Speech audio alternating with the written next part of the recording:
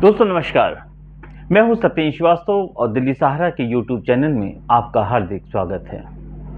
दोस्तों, आज विश्लेषण या सर्वे या दोनों, तो हमने एक ऐसा रास्ता निकाला है कि हम दोनों की तरफ बढ़ते हैं। लेकिन सबसे पहले अपने हजारों दिल्ली सहारा के व्यूअर्स को हम बधाई देना चाहते हैं कि जो काफ़ी लंबे समय से दिल्ली सहारा जो सर्वे लगातार दे रहा था, बता रहा था कि हरियाणा, जम्मू कश्मीर, हम तो महाराष्ट्र और झारखंड की भी बात करते हैं कि ज़्यादा से ज़्यादा 4-0 का स्कोर भारतीय जनता पार्टी के लिए फिक्स है।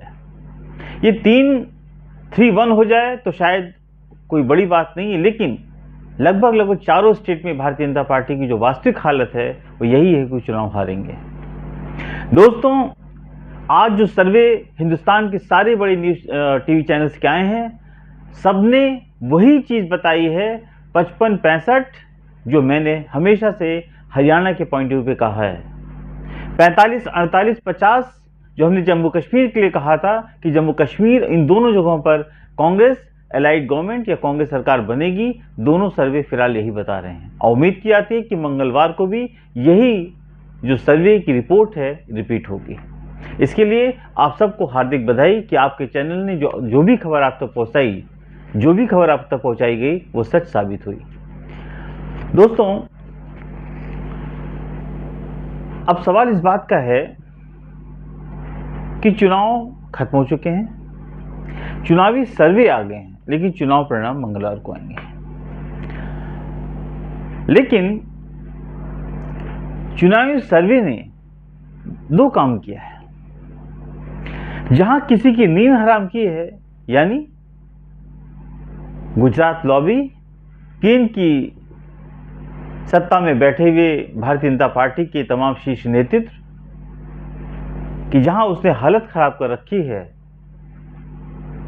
उनकी सारी प्रोपेगेंडा को जनता ने दरकिनार कर दिया और वहीं ये बात साबित कर दी कि किसान, पहलवान, नौजवान को दरकिनार करने वाली सत्ता एकमात्र ब्रजभूषण रूपी रावण को बचाने के लिए जो खेल मोदी सरकार ने खेला था, उसका दुष्परिणाम आज आपके सामने है। कहा जाता है ना दोस्तों कि ऊपर वाले की लाठी में आवाज नहीं होती, ये उस लाठी का आगाज है। पूरी दुनिया जानती थी कि ये सच है, लेकिन ना जाने सिर्फ वो एक भाजपा का सांसद था और जिस इलाके से वो सांसद है वहां उसकी थोड़ी मजबूत पकड़ थी, इसलिए उसके सारे अपराध को माफ कर देना मोदी सरकार के लिए कितना भारी पड़ा है ये आप समझ सकते हैं। उसको टिकट ना दे करके उसके बच्चों को टिकट दिया, उसके बेटे को टिकट दिया, वो चुनाव जीत दिया। आज यही परिणाम आपके लिए विश्वासघाती साबित हो रहा है। वही दूसरी तरफ दोस्तों, आरएसएस के लिए अब माहौल बिल्कुल उसके मुनासिब है। मुनासिब क्यों है? क्योंकि आरएसएस के सामने एक शर्त रखी गई थी कि हरियाणा और जम्मू कश्मीर को हम जीतने जा रहे हैं और महाराष्ट्र को हम जीतेंगे, यानी हमारी सरकार निश्चित रूप से बनेगी। उसके बाद हम कोई फैसला करेंगे कि हमें राष्ट्रीय अध्यक्ष और तमाम ऐसे पदों के ऊपर हमें क्या करना, ये हमारी भवी रणनीति क्या होगी। लेकिन आरएसएस जानता था, दुनिया सब जानती थी कि परिणाम क्या होने वाले हैं। ऐसे में एक बात तो साबित हो गया है दोस्तों कि मोदी की लोकप्रियता को कहीं ना कहीं राहुल गांधी की लोकप्रियता के बयान ने मात दे दी है। मोदी कितना भी चिल्लाएं, राहुल गांधी की मेहनत रंग लाई है और उसने दिखाया है। जो अंतिम 4 दिन में बार बार कह रहा था कि राहुल गांधी जो अंतिम 4 दिन झोंके हैं, उसका रीजन सिर्फ ये था कि वो नहीं चाहते थे कि हमारी सीट 40-45 के आसपास आए, 50-55 से ऊपर और 60-65 के बीच में आए, जिससे कोई भी जोड़ तोड़ ऑपरेशन लोटस भाजपा ना कर सके। और हुआ वही जो अक्षरशः दिल्ली सहारा ने आपके सामने रिपोर्ट रखी थी।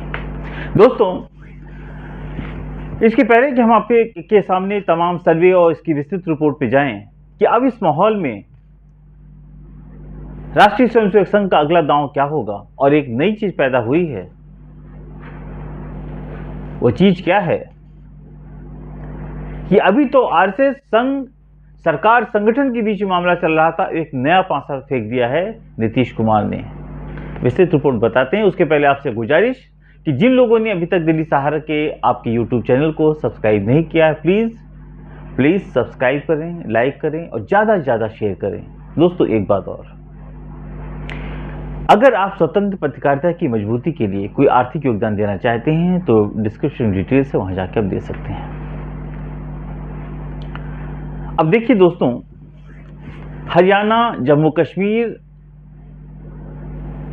में चुनाव खत्म, सर्वे सामने, रिपोर्ट बाहर, नींद तो हराम होगी, इसमें कोई शक नहीं है। जितने बड़े बड़े दावे किए गए, चाहे यूपी का हो चाहे अदर स्टेट का, हर जगह के मंत्री झोंक दिए गए, पूरी ताकत झोंक दी गई कि हरियाणा को बचाना है, क्योंकि हरियाणा का चुनाव का परिणाम महाराष्ट्र को बहुत इफेक्टिव करेगा। जम्मू कश्मीर का उतना नहीं करता, लेकिन हरियाणा का जरूर करेगा। हिंदी भाषी राज्य है, और हुआ वही जो राम रचि राखा, हुआ वही जिसका अंदेशा था। अब सवाल इस बात का है दोस्तों कि आरएसएस की जो योजना है अब वो रुकने वाली नहीं है। अब वो अपनी योजना को अंजाम देने की तैयारी करेगा, और निश्चित रूप से उसका जो पहला आयाम है संजय जोशी, वसुंधरा सिंधिया, इनकी नियुक्ति के लिए पूरा प्रेशर होगा। और अब उसकी डेट तिथि की घोषणा भी आगे चलेगी, क्योंकि अब संघ पीछे नहीं हटेगा। संघ को पता चल गया है कि केंद्र की सत्ता में मोदी सरकार कमजोर थी और अब और कमजोर होने जा रही है। इसीलिए संघ बार बार कहता रहा है कि प्रधानमंत्री तो रोज बनते हैं, संगठन मजबूत होना लाजमी है। अगर आज हरियाणा का वही संगठन काम करता तो ये दिन देखने को नहीं पड़ते। जम्मू कश्मीर में 10 साल चुनाव नहीं कराए गए, परिणाम आपके सामने है। अब संघ सिर्फ अपने एजेंडे को नहीं पूरा करेगा, 17 सितंबर 2025 को भी याद रखिएगा। पूर्णकालिक एजेंडा अपना फिट करने की योजना को अंजाम देगा। इस बीच में एक बड़ी खबर है दोस्तों, संघ सरकार संगठन मोदी सरकार के बीच में ये जो रस्साकसी चल रही थी, ये तो चलो लग रहा था कि संघ क्या चाहता है और भाजपा क्या चाहती है, लेकिन एक नया जो डेवलपमेंट हुआ है वो बड़ा खतरनाक है, खासतौर से मोदी सरकार के लिए। मोदी सरकार केंद्र में बहुमत नहीं है उसके पास, एनडीए के गठबंधन के बहुमत के साथ वो आज खड़ी, यानी कि एक तरफ नीतीश, दूसरी तरफ नायडू। नीतीश की तरफ से कुछ चुलबुलाहट हरियाणा के चुनाव के परिणाम को समझ करके की जा रही थी। उनको लग रहा था कि मोदी सरकार फिर एक बार कमजोर होने वाली है, और राहुल गांधी के नेतृत्व में लगातार आम जनमानस खड़ा होता दिख रहा है।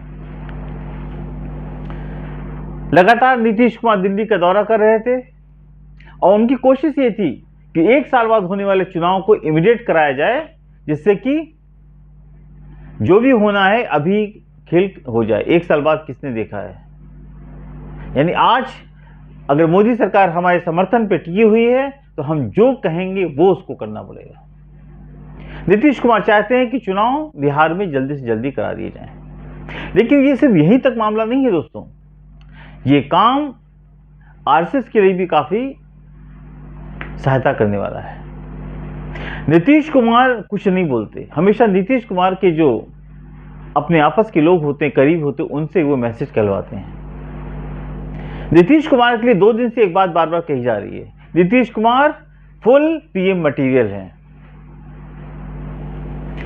अब सवाल इस बात का कि इसका काउंटर अटैक आया भाजपा की तरफ से, नो वैकेंसी, यानी कि इशारा बहुत साफ था कि एनडीए में अगर मोदी जी हटते भी हैं तो नीतीश कुमार भी एक ऑप्शन है। आरएसएस को एक संदेश दिया गया था। यह संदेश कांग्रेस राहुल गांधी के लिए तो था ही, लेकिन मोदी जी की तरफ भी था कि जो ये मटेरियल है, ये फुल मटेरियल है प्राइम मिनिस्टर कैंडिडेट के लिए। लेकिन भाजपा ने सिरे से नकार दिया, और नकारने का मतलब क्या हुआ? अगर भाजपा कुछ नहीं बोलती तो शायद बात बढ़ती नहीं, लेकिन चूंकि भाजपा ने कह दिया कि नो वैकेंसी, इट मीन्स कि नीतीश कुमार को एक बार फिर झटका दिया गया। यद्यपि अगर भाजपा नहीं बोलती तो इसमें कुछ चल नहीं जाता। अब जेडीयू की तरफ से कहा जा रहा है कि ये राहुल गांधी पे डिपेंड करता है कि वो नीतीश कुमार को as a prime minister of India देखना चाहते हैं कि नहीं। दोस्तों, बात निकली है तो बहुत दूर तक जाएगी। इशारा बहुत साफ है, यानी नीतीश कुमार अपने लोगों से ये मैसेज कहलवाना चाहते हैं कि उनसे जो पहले गलती हुई है इंडिया गठबंधन को तोड़ने की, शायद उसका एहसास उनको है। उनको इस बात का एहसास नहीं था कि राहुल गांधी की फिजा इतनी मजबूत हो जाएगी।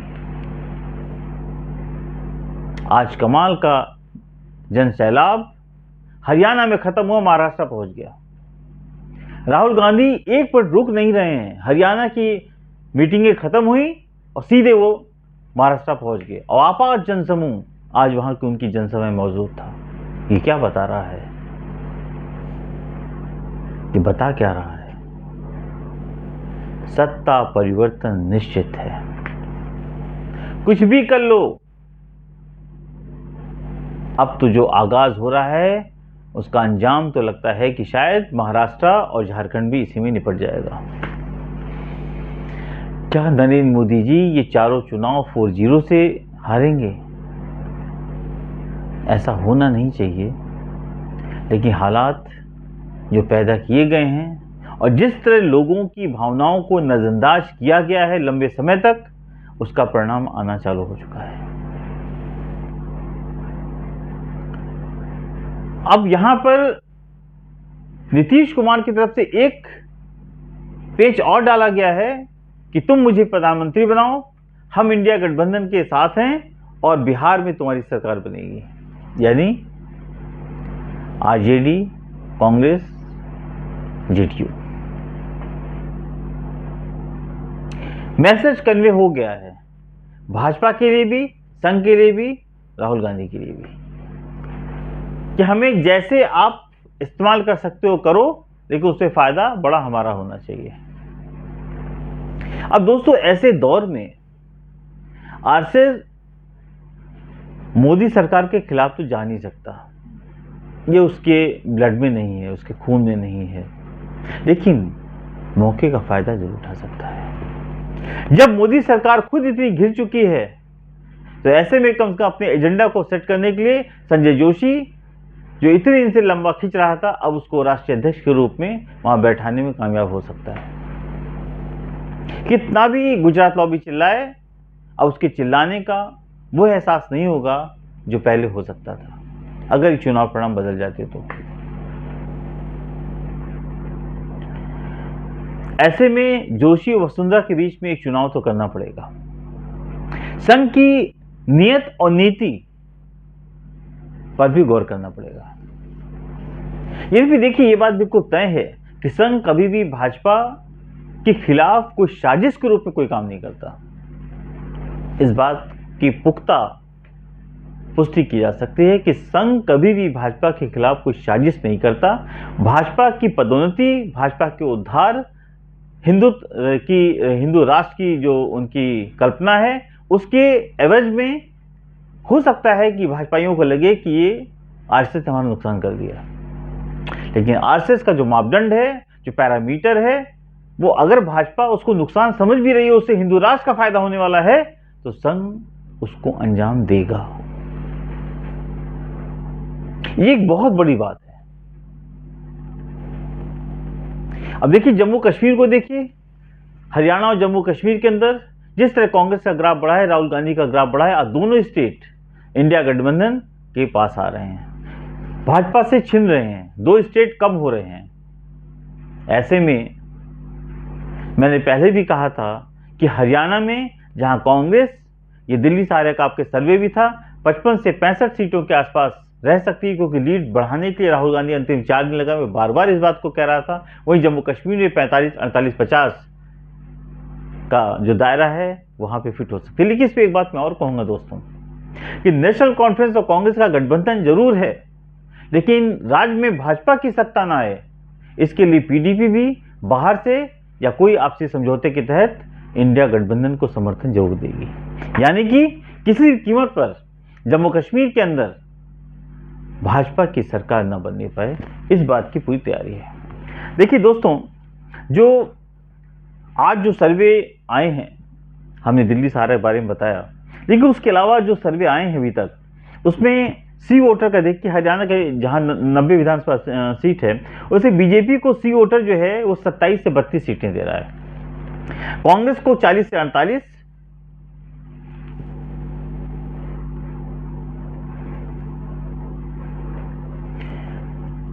वही अगर पीपुल्स जो पल्स को देखिए तो बीजेपी को 23 से 27 सीट दे रहा है और कांग्रेस को 46 से 50 सीटें।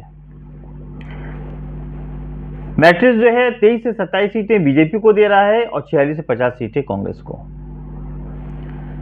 इसका एक साफ मतलब है दोस्तों कि ये जो हालात हैं, ये कहीं ना कहीं ये बता रहे हैं कि ये तो मिनिमम ये सीटें हैं, लेकिन मैं निश्चित रूप से कह सकता हूं कि कांग्रेस 55 से 62 जो एवरेज निकल के आ रहा है वो 55 से 62 सीटों का निकल के आ रहा है। यानी स्पष्ट बहुमत के साथ कांग्रेस हरियाणा में सरकार बनाएगी, इस पर कोई शक शुबा नहीं है। अब देखिए, जो महा एग्जिट पोल का एवरेज निकलता है वो कांग्रेस का 47 और बीजेपी का 27 निकलता है। लेकिन वहीं पे अब जम्मू कश्मीर की बात करिए तो जम्मू कश्मीर के अंदर जो आ रहा है वहां भी 90 सीटें हैं। सी वोटर का सर्वे है कि भाजपा को 27 से 32 सीटें। देखिए, यहां पे एक बात आपको हम बताना चाहेंगे कि भाजपा की बुरी खबर जम्मू कश्मीर से ये है कि जम्मू के अंदर कांग्रेस ने बहुत अच्छा रोल प्ले किया है और उसको उम्मीद है कि 11 से 15 सीटें को जम्मू में मिल सकती, जहां पे चांसेस बहुत कम थी। यानी कांग्रेस और बीजेपी जब भी फाइट में आती है, इस बार कांग्रेस को फायदा हो रहा है, जबकि हमेशा बीजेपी को होता है। देखिए, कांग्रेस को सी वोटर 40 से 48 सीटें दे रहा है, पीडीपी को 12 सीटें दे रहा है, अदर्स को 6 से 11। पीपुल्स पल्स जो है 23 से 27 सीटें दे रहा है बीजेपी को, 46 से 50 सीटें दे रहा है कांग्रेस को। उसी तरह अदर्स को 5-6 सीट दे रहा है। मैट्रिक्स जो है 23 से 27 सीटें दे रहा है बीजेपी को, 46 से 50 सीटें कांग्रेस गठबंधन को। इस प्रकार से जो पीडीपी है उसका रोल बढ़ जरूर जाता है, लेकिन कांग्रेस एनसी को स्पष्ट बहुमत तो मिल रहा है, लेकिन उसकी 12 या 10 जो भी सीटें दिखाई दे रही हैं, 8 सीटें दिखाई दे रही हैं अलग अलग व्यूज के अंदर, अगर एवरेज मान लेते हैं कि 6 से 7 सीटें उसकी आती हैं और 50 के आसपास 50-52 सीटें इंडिया गठबंधन के पास आती हैं, तो इस पर कोई शक नहीं है कि किसी कीमत पर पीडीपी जो है अगेंस्ट 370 भाजपा को सरकार वहां नहीं बनाए देगा। यानी मनोज सिन्हा की सारी मेहनत वहां बेकार गई। साम दाम दंडभेद करके जम्मू कश्मीर को हर तरह से तैयार किया गया, लेकिन यहां पे एक सबसे बड़ा सवाल दोस्तों क्या है, सर्वे रिपोर्ट ने तो अपनी रिपोर्ट दे दी कि हरियाणा और जम्मू कश्मीर में इंडिया गठबंधन अलायंस कांग्रेस मजबूत पकड़ के साथ चुनाव जीत रही है। लेकिन एक बात और है दोस्तों कि जम्मू कश्मीर का जनादेश 370 को लेके था। क्या अगर भाजपा वहां पे हारती है और इंडिया गठबंधन वहां सरकार बनाती है तो ये माना जाएगा कि ये जनादेश जम्मू कश्मीर का उसके खिलाफ गया? ये एक बहुत बड़ा सवाल है दोस्तों। इस सारे एनालिसिस को जो हमने आपके सर्वे के साथ रखा है, आपको कैसा लगा कमेंट बॉक्स में जरूर कमेंट्स करें, लाइक करें, शेयर करें और अपना प्यार आशीर्वाद हमें जरूर देते रहें दोस्तों। कल फिर एक नए विश्लेषण के साथ मैं आपके बीच में मौजूद होऊंगा। मैं हूं सत्येंद्र श्रीवास्तव। नमस्कार।